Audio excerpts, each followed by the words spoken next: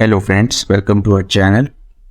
दोस्तों, आज हम बात करेंगे एक पावर बीआई इंटरव्यू क्वेश्चन की, जो हमसे इंटरव्यूअर बिगिनिंग में पूछता है कि tell me about your project experience. अभी दोस्तों, ये जो क्वेश्चन है ये हमारे कई व्यूअर्स ने भी हमसे पूछा कि किस तरीके से इस क्वेश्चन का हम आंसर दे सकते हैं। तो अब सीधे एक बार हम अपने टॉपिक में देख लेते हैं कि कैसे रहता है इस क्वेश्चन का आंसर। तो दोस्तों, अगर हम सबसे पहले देखें तो जब भी हमसे क्वेश्चन इंटरव्यूअर पूछता है tell me about your project experience, तो हमें अपने माइंड में इस क्वेश्चन को आंसर देने के लिए बेसिकली 3 वेज में सोचना है, जिसमें पहला वे होगा project briefing and overview and roles and responsibilities in the project. ये होगा हमारा बिगनिंग। बेसिकली अगर हम इस क्वेश्चन का आंसर के लिए हम 2 मिनट ले रहे हैं, तो इन द बिगनिंग हमें प्रोजेक्ट का ओवरव्यू देना है और रोल्स और रिस्पॉन्सिबिलिटीज क्या है उसके बारे में बताना है। दूसरा, जो मिडिल हाफ होगा हमारा आंसर का, उसके अंदर हमने जो जो चैलेंजेस फेस किए, हमारे प्रोजेक्ट जब हम कर रहे थे उसमें क्या क्या चैलेंजेस किए, किस तरीके से हमने उन चैलेंजेस को ओवरकम किया, ये सारा कुछ हमारे को मिडिल हाफ में रखना है आंसर के। और लास्ट में क्या ओवर क्लाइंट फीडबैक आई, क्या क्या आउटकम्स निकले, क्या क्या लेसन्स लर्न हुए, ये हमको बिल्कुल अपने कंक्लूजन में देना है।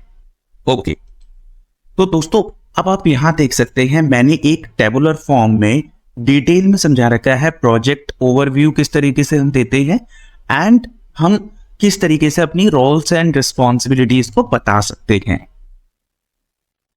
तो सबसे पहले दोस्तों आपको एक्सपीरियंस बताना होता है कि आपका एक्सपीरियंस कितना है। तो एक्सपीरियंस दोस्तों 2 पार्ट्स में होता है, आपका टोटल एक्सपीरियंस कितना है, total IT experience, and power BI का रेलिवेंट एक्सपीरियंस कितना है। तो जैसे आप सब समझिए आपका टोटल एक्सपीरियंस 7 इयर्स का है, तो 7 इयर्स में से पावर बीआई का कितना एक्सपीरियंस है आपको उसको अलग से बताना है, that is called relevant experience. तो total experience is 7 years and power BI experience is, let's suppose आप 5 साल से काम कर रहे हैं, then power BI relevant power BI experience is 5 years. अब दोस्तों ये तो हुआ आपके बिगनिंग। आप बिगनिंग के बाद दोस्तों इसके बाद आप बताएंगे इंडस्ट्रीज इन द सेंस कि इस डोमेन में आप काम कर रहे हैं। आप हेल्थ केयर में काम कर रहे हैं, फाइनेंस का आपका प्रोजेक्ट है, रिटेल का आपका प्रोजेक्ट है, या फिर अगर पास्ट में आपने हेल्थ केयर और फाइनेंस दोनों को काम किया हुआ है दोनों में, तो पहले हेल्थ केयर, अगर आपका रिसेंट प्रोजेक्ट हेल्थ केयर से रिलेटेड है तो आप उसको बताएंगे, और फिर आप बताएंगे फाइनेंस से रिलेटेड अपने प्रोजेक्ट को। तो जो हेल्थ केयर का हमारा प्रोजेक्ट होता है, हेल्थ केयर प्रोजेक्ट में आप देख सकते हैं कि आपने क्या क्या काम किया है उस प्रोजेक्ट में। जैसे वहां पे मेरा जो काम था to analyse patient data to monitor health. Basically आपके वो प्रोजेक्ट करता क्या था, अगर काम से भी बेटर मैं ये बताऊं वहां पे आपका प्रोजेक्ट करता क्या था। तो आपका प्रोजेक्ट बेसिकली ये बहुत ही ब्रीफ में रखना है, आपको डिटेल में नहीं बताना है ये चीजें, क्योंकि पूरे इंटरव्यू में आपने जो काम आपने किया है उसको डिटेल में बताना है। प्रोजेक्ट क्या करता है इसको आपको काफी ब्रीफ में रखना है। तो यहाँ पे जैसे अगर आपका हेल्थ केयर का प्रोजेक्ट है, तो जैसे आपने आपका प्रोजेक्ट में पेशेंट डेटा को एनालाइज किया जाता है मॉनिटर हेल्थ करने के लिए, या मेडिकल, अगर आपका कोई मेडिकल इक्विपमेंट और मेडिकल स्टाफ कितना यूज हो रहा है उसकी यूटिलाइजेशन से रिलेटेड प्रोजेक्ट काम करता है, या फिर हॉस्पिटल फाइनेंसेस को देखता है, या क्लेम्स रिलेटेड डेटा को देखता है। तो ये आपको मेक श्योर करना है कि ये प्रोजेक्ट करता क्या, और ब्रीफ में 1 और 2 lines, not more than that, आपको अपने प्रोजेक्ट के बारे में ब्रीफ ओवरव्यू दे देना है। इसी तरीके से अगर आपका फाइनेंस का प्रोजेक्ट है तो आपको ये बताना है कि किस तरीके से अगर आप बैलेंस शीट्स देखते हैं, इनकम स्टेटमेंट, कैश फ्लोज देखते हैं, तो आप इनके बारे में ब्रीफ में बता सकते हैं। और सिमिलरली अगर आपका रिटेल का प्रोजेक्ट है तो आपको किस तरीके से कस्टमर डेटा को एनालाइज करते हैं, कस्टमर डेमोग्राफिक्स को देखते हैं, परचेज बिहेवियर को अंडरस्टैंड करने के लिए सेल्स ग्रोथ देख रहे हैं आप, इसमें इन्वेंट्री किस तरीके से मैनेजमेंट होती है, इस तरीके से आप बता सकते हैं। अब दोस्तों इंपॉर्टेंट बात ये है, ये मैंने हाई लेवल प्रोजेक्ट डोमेन और प्रोजेक्ट क्या काम करते हैं वो लिया है। हो सकता है आपका प्रोजेक्ट इसमें से कोई नीश चीज को केटर करता हो, तो अगर आपका प्रोजेक्ट कोई नीश चीज को कैटर कर रहा है तो आपको वो डिटेल में बताना है, ना कि ये तो मैंने जस्ट आपको एक्सप्लेन करने के लिए कि किस किस तरीके से आप हाईलाइट कर सकते हैं अपने प्रोजेक्ट की वर्किंग को उस तरीके से मैंने आपको बताया है। जैसे अगर हेल्थ केयर में है तो आपका लेट्स सपोज अगर आपका जो प्रोजेक्ट है वो पेशेंट डेटा को एनालाइज करते हैं, तो आप जस्ट इंटरव्यूअर को बता दीजिए कि my project basically worked on analysing the patient data to monitor their health. तो इस तरीके से आप आंसर दे सकते हैं।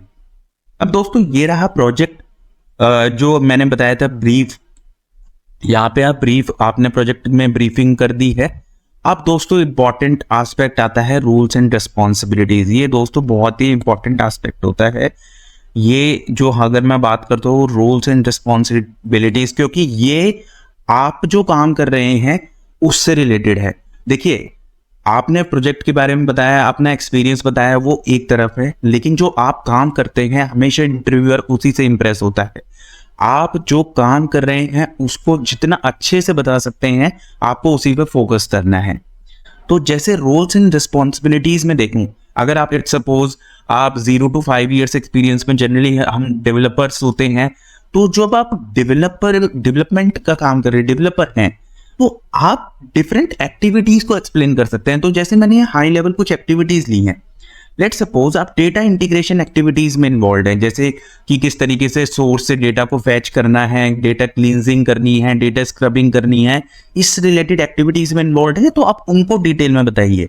इसके बाद आप किस तरीके से डेटा मॉडलिंग कर रहे हैं, किस तरीके से टेबल्स में रिलेशनशिप स्टैब्लिश कर रहे हैं, स्टार स्कीमा बना रहे हैं, स्नोफ्लेक स्कीमा बना रहे हैं, ये काम कर रहे हैं, तो आप उसको एक्सप्लेन कीजिए डिटेल में। Okay, detail in the sense कि आप उसको अंदर क्रिटिकल पॉइंट्स पहले ही लिख लीजिए। जब आप इस क्वेश्चन को प्रिपेयर कर रहे हैं तो उनके क्रिटिकल पॉइंट्स को पहले ही लिख लीजिए जो आपको बताने हैं। ये नहीं कि आप अननेसेसरी डेटा अपने इंटरव्यूअर को बता रहे हैं जो उसके लिए टाइम वेस्ट होगा। आप इनसे रिलेटेड केवल की पॉइंटर्स को पहले से ही प्रिपेयर करके रख लीजिए, ताकि केवल आप उन्हीं को ही एक्सप्लेन या फिर आप उनके बारे में ही ब्रीफ में बताएं इंटरव्यू में। इसी तरीके से अगर आप रिपोर्ट्स बना रहे हैं, डैशबोर्ड्स बना रहे हैं, तो उनको पहले से ही लिख लीजिए कि ये मेरा काम है designing dashboards and reports to explain the key metrics to our client. तो इस तरीके से आप जो इंपॉर्टेंट पॉइंट्स हैं आपकी वर्किंग से रिलेटेड, आपके रोल्स के रिलेटेड, वो आप पहले से ही प्रिपेयर करके रख लीजिए। तो ये तो मैंने कुछ जैसे टेस्टिंग हो सकता है, अगर आप टेस्टिंग कर रहे हैं, लेट्स सपोज आप पावर बीआई में टेस्टिंग में इन्वॉल्व हैं, तो टेस्टिंग से रिलेटेड 5 पॉइंट आप पहले ही बना के रख लीजिए। उन्हीं पॉइंट्स को ही आपको बताना है इंटरव्यूअर को, आपको इधर उधर की चीज नहीं बतानी है, क्योंकि आपके पास इस क्वेश्चन का आंसर देने के लिए लिमिटेड टाइम ही होगा। मैं आपको डिटेल में इसलिए बता रहा हूँ क्योंकि मुझे नहीं पता आप किस कैटेगरी में फॉल करते हैं। आप डेवलपर हैं, आप टेस्टर हैं, टेक्निकल लीड हैं, आप किस कैटेगरी में, पर आपको अपनी कैटेगरी पता है, तो आप इसमें से इस वीडियो में से जो भी रेलिवेंट पार्ट होगा उसको पिक करके एक आंसर प्रिपेयर कर लीजिए। ये जस्ट एक वे है आंसर, इस वीडियो में मैं जस्ट आपको एक वे बता रहा हूं आंसर करने का। अब दोस्तों लास्ट में अगर हम देखते हैं रोल्स एंड रिस्पॉन्सिबिलिटी के अंदर टेक्निकल लीड, तो जब भी मैंने डेवलपर की बात की थी, अब मैं बात करता हूँ टेक्निकल लीड। आप अगर लेट्स सपोज 7 years एक्सपीरियंस से ज्यादा है आपका, 7 से 10 year एक्सपीरियंस में फॉल करते हैं, तो आप बेसिक डेवलपमेंट के बजाय आप कुछ हाई लेवल काम करते हैं, जैसे आर्किटेक्ट के साथ मिलकर आर्किटेक्चर डिजाइन करना, आर्किटेक्चर को रिव्यू करना, इस तरीके का आप काम करते हैं। उसी तरीके से टेक्निकल गाइडेंस देना, हमारे डेवलपर्स को टेक्निकल गाइडेंस देना, अगर कहीं पे वो स्टक हो रहे हैं उनको हेल्प करना, ये काम आप कर सकते हैं। इसके अलावा दोस्तों code changes and code review, basically technical lead क्या करते हैं, हमारे जैसे डेवलपर्स ने कोई कोड बना के दिया, लेट्स सपोज कोई डैक्स क्वेरी लिखी है, उस डैक्स क्वेरी को एफिशिएंसी देखना, ये सारा कुछ कोड रिव्यू, कोड चेंजेस जो भी करने हैं, इस तरीके से टेक्निकल लीड वो काम करते हैं। और फाइनली जैसे मैंने बताया code review and code changes का ये काम करते हैं। इसके अलावा दोस्तों टेक्निकल लीड फाइनली हमारे टीम मैनेजमेंट का काम भी रहता है, उनका जैसे टीम के अंदर कोई इश्यूज है उसको रिजॉल्व करना, और बेसिक प्रोजेक्ट मैनेजमेंट का भी काम रहता है, तो वो भी आप ब्रीफ में एक्सप्लेन कर सकते हैं। तो ये आज हमने जो हमारा प्रोजेक्ट एक्सप्लेनेशन था उसका जो फर्स्ट पार्ट होता है प्रोजेक्ट ब्रीफिंग एंड ओवरव्यू, उसके बारे में समझा है। अब दोस्तों हो सकता है कि आप जो मैंने यहाँ पे जो यहाँ पे मैंने इंडस्ट्रीज बताई हैं उनमें फॉल ना करते हूँ, तो आपकी अगर कोई स्पेसिफिक इंडस्ट्री में जिसमें काम करते हैं तो आप कमेंट सेक्शन में शेयर कीजिए।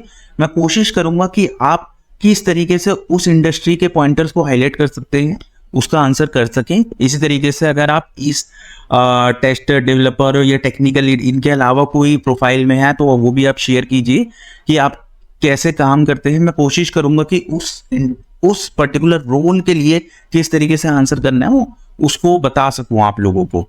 अब हम दोस्तों आगे बात करते हैं। ये तो रहा हमारे इंट्रोडक्शन जिसके अंदर हम ब्रीफ में प्रोजेक्ट ओवरव्यू और रोल्स एंड रिस्पॉन्सिबिलिटीज बताएंगे।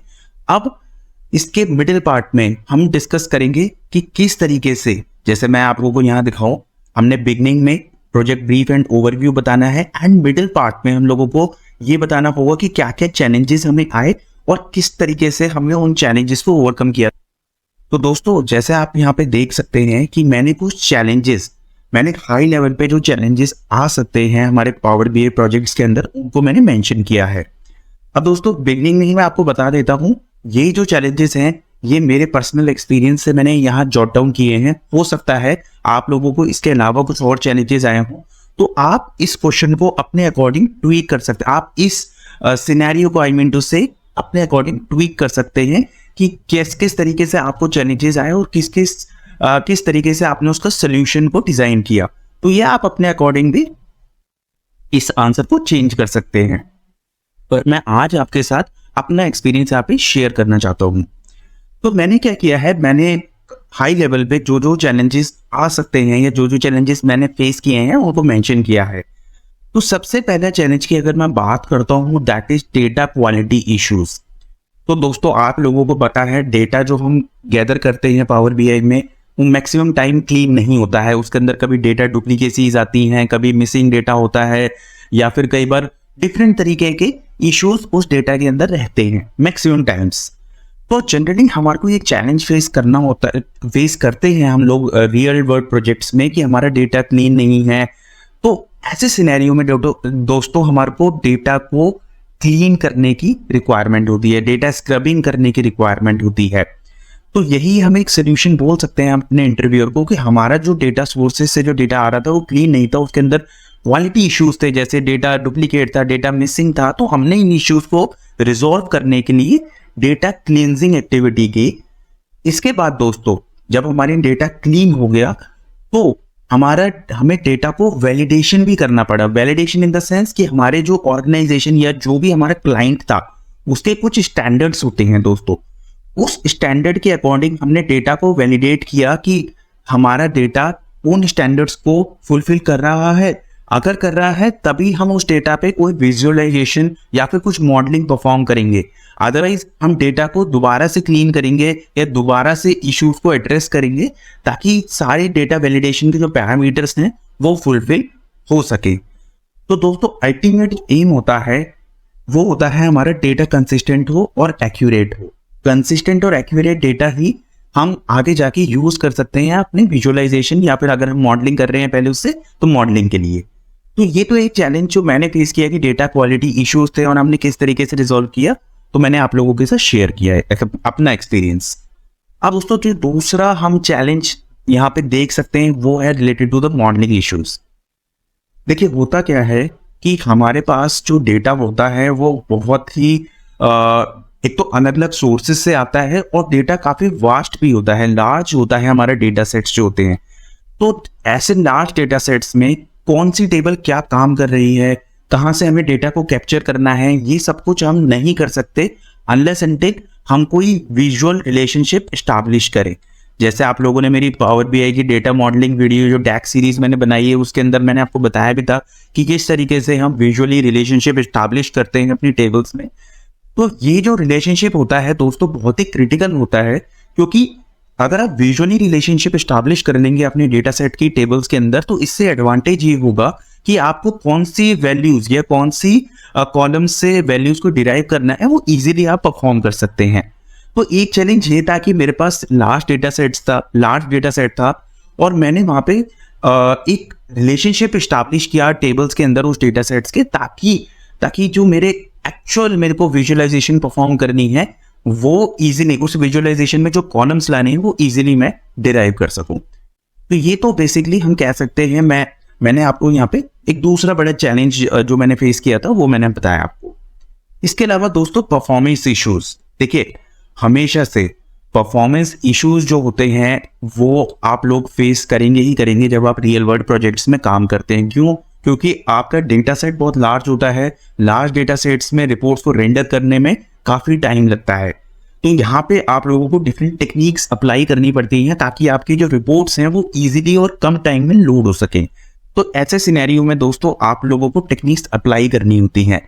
मैंने कुछ टेक्निक यहाँ पे अप्लाई की थी, जैसे क्वेरी फोल्डिंग। क्वेरी फोल्डिंग दोस्तों क्या होता है, जैसे पावर क्वेरी के अंदर आप डेटा ट्रांसफॉर्मेशंस परफॉर्म करते हैं, तो ऐसी ट्रांसफॉर्मेशन रादर देन आप पावर बीआई पावर क्वेरी में करने के आप सोर्स डेटा जैसे SQL सर्वर से अगर आप डेटा फैच कर रहे हैं तो बेसिक ट्रांसफॉर्मेशन आप SQL सर्वर में परफॉर्म कर दीजिए ताकि जो आपकी प्रोसेसिंग है वो फास्ट हो सके। तो इस तरीके से जैसे क्वेरी फोल्डिंग की टेक्निक बताई, इस तरीके से आप अलग अलग टेक्निक्स फॉलो करते हैं अपनी रिपोर्ट्स को क्विकली लोड करने के लिए। तो ये आंसर आप दे सकते हैं कि आप लोगों ने, जैसे मुझे लगता है काफी लोगों ने क्वेरी फोल्डिंग टेक्निक भी यूज की होगी। इसके अलावा अगर आपने कोई और टेक्निक यूज की थी, आपने मान लीजिए कोई इंडेक्सेस बनाए अपने डेटाबेस टेबल्स के अंदर, इस तरीके से जो भी आपने अप्रोचेस फॉलो की आप उनको यहाँ मेंशन कीजिए इंटरव्यूअर के आगे कि सब कुछ ब्रीफ में होना चाहिए कि भाई हमने इंडेक्सेस बनाए ताकि हमारी जो रिपोर्ट्स थी वो फास्टली और क्विकली डिस्प्ले हो सके। तो इस तरीके से आप परफॉर्मेंस इश्यूज का आंसर दे सकते हैं। इसके अलावा दोस्तों एक और इम्पॉर्टेंट चैलेंज आता है हमारे पास डेटा सिक्योरिटी से रिलेटेड।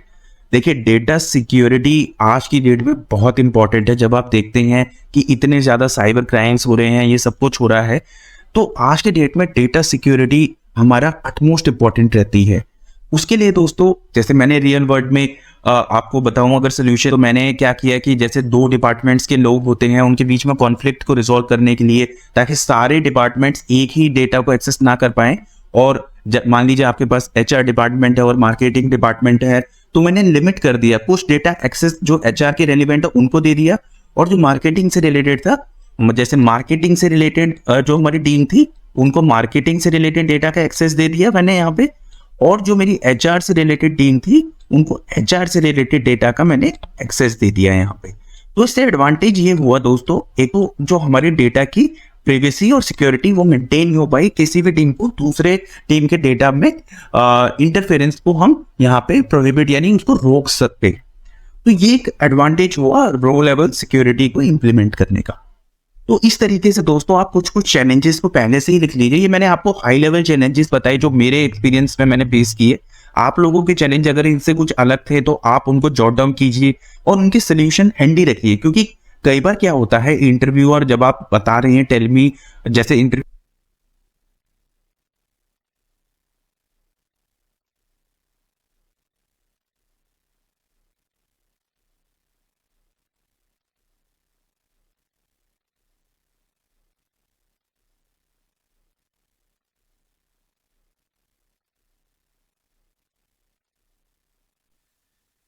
और आप भी अपने कुछ चैलेंजेस जो हैं मेरे साथ शेयर कीजिए कमेंट सेक्शन में। मैं भी देखना चाहता हूं कि आईटी वर्ल्ड में हमारे पास कितने अलग अलग तरीके के चैलेंजेस आ सकते हैं पावर बीआई प्रोजेक्ट्स में, और हमारी कम्युनिटी को भी पता लगेगा कि किस तरीके से वो भी अब बेसिकली जान पाएंगे कि रियल वर्ल्ड प्रोजेक्ट्स में किस किस तरीके के चैलेंजेस आते हैं और कैसे उनका सोल्यूशन को डिराइव किया जाता है।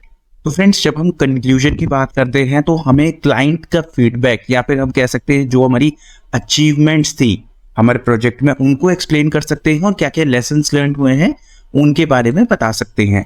तो अब हम थोड़ा सा डिटेल में देखते हैं इन पर्टिकुलर फीचर्स में हम क्या क्या पॉइंट्स को ऐड कर सकते हैं। तो मैं एक बार अपनी इस टैब में जाऊंगा। तो सबसे पहले दोस्तों क्लाइंट फीडबैक और अचीवमेंट की बात कर लेते हैं। तो क्लाइंट फीडबैक और अचीवमेंट में मैंने फ्रेंड्स कुछ पॉइंट्स को यहाँ लिखा है।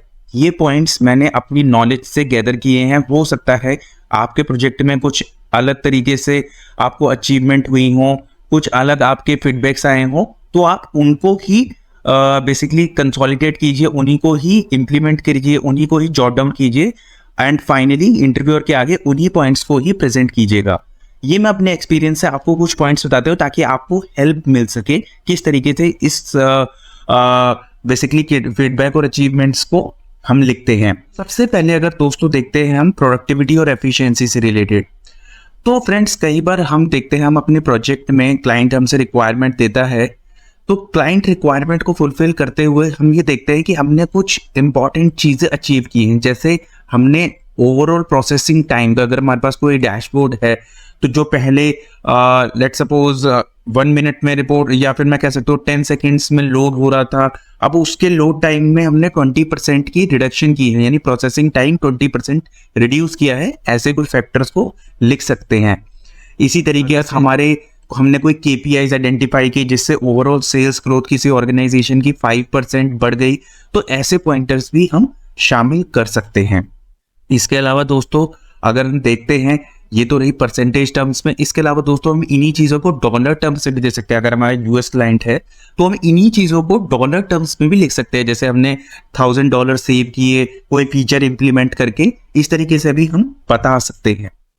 अब दोस्तों कुछ और अचीवमेंट्स जैसे रहती हैं हमारी, इसमें बात करते हैं रेस्पॉन्सिव डिज़ाइन। जैसे हमने कोई ऐसी रिपोर्ट डिज़ाइन की है जो मोबाइल, टैबलेट और लैपटॉप, डेस्कटॉप सभी पे इजीली काम कर रही है, क्लाइंट को कोई इशू नहीं आ रहा है, तो हमारे को एप्रिशिएशन रिसीव हुई है इसकी वजह से, तो हम ये भी पॉइंटर्स बता सकते हैं। इसके अलावा दोस्तों अगर हमने कोई फीचर रिच रिपोर्ट बताई है जिसके अंदर जैसे ड्रिल डाउन फीचर हैं, फिल्टर्स लगाए हैं, ये सारे फीचर्स हमने ऐड किए ताकि रिपोर्ट मोर इंटरेक्टिव हो सके, अगर ऐसा कुछ हमने किया है, या फिर टूल टिप्स हमने ऐड की हैं, इस तरीके के कुछ फीचर्स हमने बेसिकली ऐड किए थे जिससे हमारे को अप्रिसिएशन मिली, हमारे को क्लाइंट ने अप्रिशिएट किया। ये सारी चीज़ों के लिए कुछ हमने out of the box client को प्रेजेंट किया, तो ऐसी चीज़ें भी हम अपने इंटरव्यू में इंटरव्यूअर को बता सकते हैं। तो ये तो कुछ रहा क्लाइंट फीडबैक एंड अचीवमेंट। इसके अलावा दोस्तों बात अगर हम करते हैं लेसन्स लर्न की, तो कंक्लूड आप इस क्वेश्चन के आंसर को कुछ लेसन्स लर्न से कर सकते हैं। जैसे आप पहले एक यूनिट टेस्टिंग करते थे, इंटीग्रेशन टेस्टिंग नहीं कर रहे थे, तो आपको ये लेसन लर्न हुआ कि हमको ईच एंड एवरी एस्पेक्ट को, रिपोर्ट को टेस्ट करना है, not only unit test but also our integration test करना है बिफोर प्रोडक्शन डिप्लॉयमेंट। तो ये वाला फीचर आप बता सकते हैं। इसके अलावा दोस्तों क्या क्या कोई स्किल्स गैदर की हैं, अगर यहाँ पे जैसे कोई टेक्निकल स्किल नहीं सीखने को मिली, आपने कोई डेस्क मेजर को समझा एडवांस डेस्क मेजर को, उसको बता सकते हैं। कोई प्रॉब्लम सॉल्विंग स्किल यहाँ से लर्न की, कम्युनिकेशन स्किल्स एनहांस हुए, इनके बारे में भी ब्रीफ में आप बता सकते हैं। तो दोस्तों ये रहा 3 पार्ट सीरीज में किस तरीके से आप tell me about your project experience के जो क्वेश्चन हमसे इंटरव्यूअर पुट करता है उसका आंसर दे सकते हैं। फ्रेंड्स ये 3 पार्ट काफी डिटेल में थे। अब आपको करना क्या है, इसके बाद आपका ये होमवर्क है कि आप जो भी अपने प्रोजेक्ट में काम कर रहे हैं उसको सबसे पहले इन 3 पार्ट्स में डिवाइड कर लें। 3 पार्ट्स में मैं दोबारा से यहाँ पे एक्सप्लेनेशन में दिखाता हूँ। सबसे पहले प्रोजेक्ट के ब्रीफ में, ओवरव्यू में, प्रोजेक्ट ब्रीफ ओवरव्यू में एंड रोल्स एंड रिस्पॉन्सिबिलिटीज क्या हैं, ये आपका हो जाएगा फर्स्ट पार्ट। सेकंड पार्ट में आप अपने चैलेंजेस जो आपने फेस किए हैं और किस तरह से उनको ओवरकम किया, इसको लिख लीजिए। और थर्ड पार्ट में आप फीडबैक और जो जो लेसन्स लर्न हुए हैं इनको लिख लीजिए। हो सकता है आपका आंसर थोड़ा डिटेल में आए।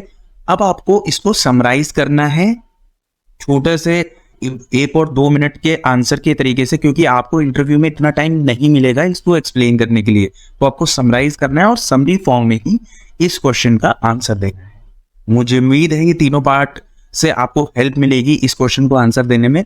आप लोग फ्रेंड जल्दी से इस चैनल को सब्सक्राइब कर लीजिए। आप लोगों को इसी तरीके की डिटेल में वीडियो, अलग अलग conceptual videos, technical videos, interview को किस तरीके से फेस करना है, इस तरीके से वीडियोस अलग अलग टॉपिक्स पे मिलती रहेंगी इस चैनल पे, तो आप तुरंत सब्सक्राइब कर लीजिए।